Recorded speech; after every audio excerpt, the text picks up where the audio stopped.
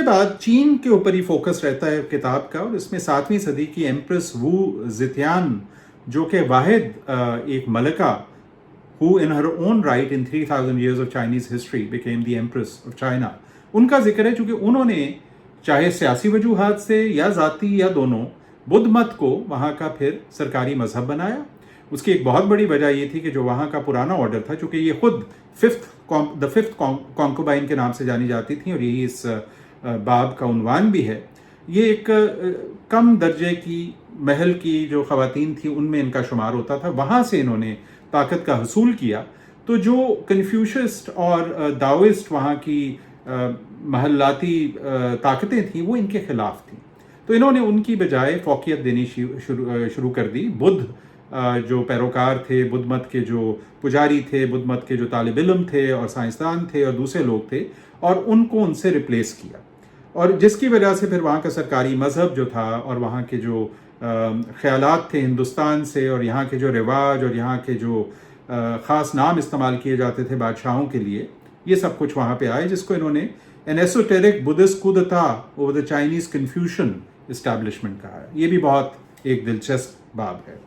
अगला चैप्टर है he who is protected by the sun, जिसमें हम कंबोडिया चले जाते हैं, और जो वहाँ खमेर तहजीब थी, अंकोर की, वो ये वहाँ पे दिखाते हैं कि किस तरह से इंडियन और कैम्बोडियन जो सकाफ़तें थीं वो आपस में मिली, और जो हिंदुस्तानी सियासी और मजहबी अफकार थे उनके असरात, ब्राह्मण जिस तरह से वहाँ गए लेकिन दूसरे तजारती हल्के भी गए, वहाँ के लैंडस्केप में जो इमारतें बनी उस पर हिंदुस्तान का असर और संस्कृत का असर, और फिर यहाँ की कहानियाँ महाभारत की और दूसरी कहानियाँ, फिर पशुपताज एक जो लोग यहाँ से गए हैं एसेटिक ब्राह्मण्स, उनका जिक्र है।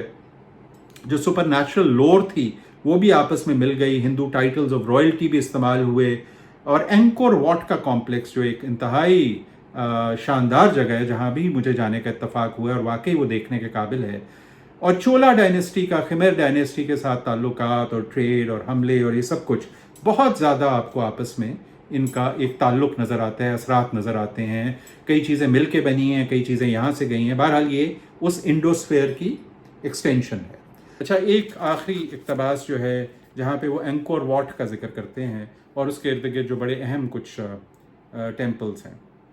Out of the trees of the Cambodian jungle, a mountain of masonry rises in successive ranges.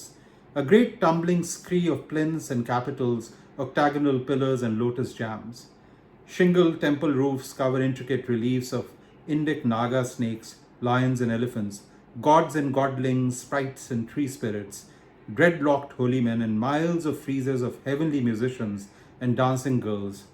each individualized and many with the lively humanity of actual portraits. The complex was intended to represent both a microcosm of the Hindu universe and the personal funerary chapel and mausoleum for its deified builder, where he enjoyed communion with the god. At its very center, the king's remains were carefully placed in a stone container in the tallest tower of Angkor, a concept which has no direct parallel in any monument in India, but which seems to echo the Buddhist tradition of placing relics at the heart of the stupa. So the book abounds in beautiful descriptions of architectural achievements, artistic achievements, theological, philosophical, and mathematical achievements, which are the common heritage of humankind. But I think importantly, it highlights a period in the history of a particular geographical region which has not been looked upon as closely as a composite whole as he believes it should be. And while that in itself is an important sort of project, for me, what's more important is perhaps the highlighting of so many eras of enlightened people, of enlightened thinking, of enlightened ways of doing things, and hence the common human civilizational progress towards hopefully a better world for all of us. So I thank you for listening to me, and I'll conclude my two-part sort of review of this book here. Thank you.